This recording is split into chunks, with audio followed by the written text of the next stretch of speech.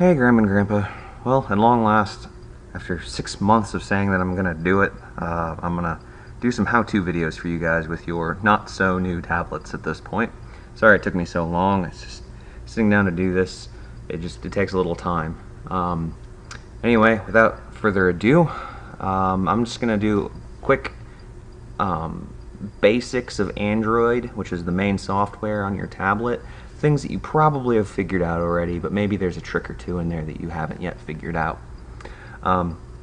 Before I get started, I want to note a couple things. First of all, the home screen is going to look a lot different from the home screen that you've got going on. I added some different software and programs that I'm testing out that I think may be useful for you, but I haven't installed them on your tablet yet. I'll demo them for you first, and if you like them, I'll go ahead and install them for you. Frankly, it's stuff that wasn't available 6 months ago when I put the tablets together, but I think it'll be a lot more useful. Also note that some of the menus and settings might look a little different, but the settings that I'm showing you will all be there. The reason for that is that I'm recording this with a simulator on my computer, and there are things that I couldn't change. So simulator versus an actual tablet, it's a little different. Also, if the mouse freaks out, don't laugh at me. Once again, it's the fact that I'm running this in a simulator, so it might freak out. Alright, so let's get started. I think you've probably figured out how to unlock it at this point. Just drag that over, and here's your desktop. Like I said, it looks a lot different. I'll go over those apps later. First thing I wanted to do though is go over these three buttons down here. When an app is open, this is going to be your back button, this is your home button, and your recent app switcher. Alright, so I'm going to open up just the browser, for instance, and let's go to a website. This is where you go to search for anything. If you want to look up news or you want to look up pictures, anything you want to look up starts from here. This is your gateway to the internet. So I want to look up Walmart. Why not, right? Okay, so save money, live better. And I want to do some shopping. Buy an apartment. I want to look at some shoes, men's shoes. Look at these. And I decided I don't like those, so I want to go back. The back button always goes back one screen. No matter what app you're in, whether you're in the Maps app or the cooking app, it will always take you back to the previous screen. If you keep clicking it and you go all the way back to the very first screen, you click back one more time, it will take you home. There's nowhere else to go, so it goes home. Which brings me to the second button, the home button. Wherever you're at, if you want to get to the home screen for whatever reason, if you hit the home button, it obviously takes you right there. So then you can open up another app. So let's open up Maps.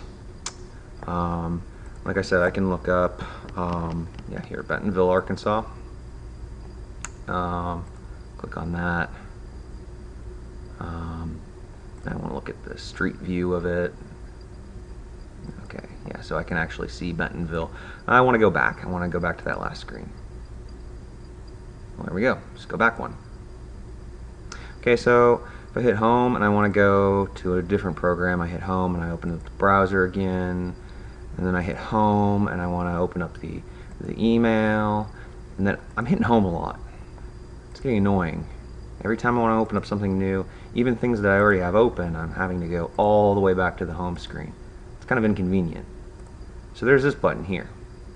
If I'm in the browser, for instance, and I want to switch, I just had Maps open, easy. I hit this button and all my recent apps come up. And you just click on it, Maps, and it switches right to that one. Tap on that, go back to the calendar. The other cool thing that it does is, say this is all loaded down, or maybe your tablet's getting slow, or you just want to close something out. You just touch it and swipe it off to the side, and it closes. Gone.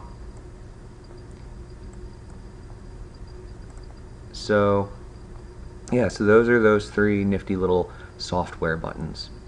The other area I'm going to look at is the app drawer, or the all apps button over here. Tap on that. I put on your desktop what I thought would be the most convenient and most used apps for you. I really locked these tablets down pretty tightly so that you couldn't accidentally delete something and have to call me up and I need to remote in and fix it for you. If you want me to change anything about this layout or put a different icon on the desktop, remove something, let me know. It's not a problem and I can go ahead and do that for you. But in the app drawer, these are all the other apps that are installed. Things that you may not use quite as frequently. This is probably looks different from what you have, like I said.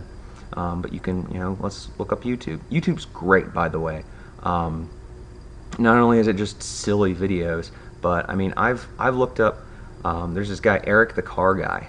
I learned, I'd never changed my brakes before, so I wanted to know the details of how do I remove brakes. I changed my transmission fluid 2 summers ago because I watched this guy. You'll also note that I looked up while planning out this video how to make sourdough bread. If you want to look up something cooking, they've got tutorials for just anything. It's like hundreds of hours of videos are uploaded to YouTube every hour. It's ridiculous. So yeah, there are plenty of other apps in the All Apps drawer for you to go ahead and explore. Alright, there's also down here where the clock is, this is the notifications panel. You'll notice there's a little Facebook notification there. So if I open it up, it says, hey look, Barb Summers shared a dog's purpose photo. So if anything that's new, if I get a new email, if I get a Facebook notification, or an app gets updated, it'll show a little notification down here. And from wherever you're at, you can just tap that and touch the notification, and it will take you to the appropriate program to look at that new story. So it's a consolidated what's new area. So if I tap on that, so pull up Facebook, and hey, there we go. Took me right to that story. If you want to just clear all of the notifications, I just closed that out so I don't have any new. But there were 3 lines up here. You just tap those and they'll all slide away and it'll just clear that area out for you. Alright, the last thing I want to show you, so when I remote into your tablet to fix something, the program I use automatically detects that I'm at a computer that has a real keyboard. Well, I don't want to have an on-screen keyboard when I'm working on your tablet, so it turns off the on-screen keyboard. If I forget to change that setting, you're going to turn on your tablet and suddenly you don't have a keyboard, and you're going to be calling me wondering what on earth, I can't type anything, because obviously you don't have a physical keyboard. I do. So if I should happen to forget that setting, I want to show you just the last thing, how to get that back. It's pretty easy, just a couple of steps. So we go back down here to the notifications area, and these little, it looks like toggle switches, it's the settings, and this brings up the quick settings. Yours probably looks a little different. I changed that up for you. And then you're going to hit the settings button here, and this brings up the main settings app. Please, pretty please, don't mess around with a bunch of stuff in here. You can really screw things up if you don't know what you're doing, and I tried to get everything locked down pretty well. Already highlighted for you is the area you go to, this language and input selection.